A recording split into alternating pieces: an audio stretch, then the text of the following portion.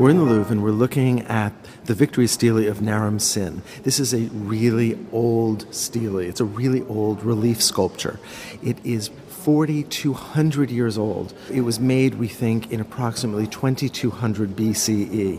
Now, Naram-Sin was the great-grandson of the founding king of the Akkadians, Sargon. And this stele commemorates a really important victory of his. It commemorates a victory over the Lullubi people, who were mountain people who lived in the eastern region of Mesopotamia. Now, normally victory scenes like this from ancient Mesopotamia are shown in registers. In other words, the scene is divided into horizontal bands. Here, the artist has created a new kind of composition where we see Naram-Sin at the top and a diagonal where on the left, underneath Naram-Sin, we see his soldiers climbing the mountain, and then on the right, the vanquished, falling and defeated and wounded. What I find so interesting is that Naram-Sin's army is so disciplined.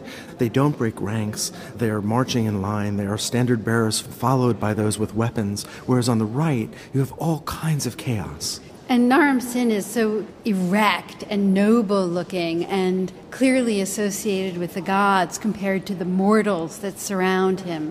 One of the things that I noticed immediately is how everyone's gaze, or nearly everyone's gaze, is directed at Naram-Sin himself. So his soldiers look up at him, the vanquished turned towards him. He is clearly the focal point of this composition. One of the aspects that I love most about this are the vanquished, I have to say. You have one of the vanquished mountain people who are actually being literally thrown off the mountain. You can see him upside down, falling as if he's falling into water.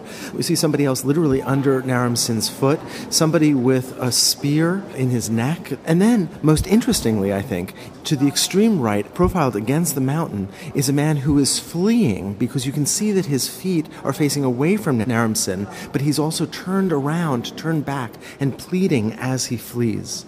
Clearly, what we're seeing is using a symbolic language. This isn't supposed to be a naturalistic representation of an army climbing a mountain, but a symbolic image that tells the story through symbols of this event. And so we see Naram-Sin, much larger than everyone else, with his shoulders frontal, his head in profile, and close to the deities at the top who are represented by what look like suns. Right, the suns or the stars above are the forces that have helped guide him to victory, but also, and this is important, he's wearing a horned helmet, which is for the Akkadians a symbol of divinity. So through this victory, he is actually assuming the importance and the status of the gods. Right. And in fact, the whole ascension to the mountaintop certainly supports this idea. He is rising into the realm of the heavenly.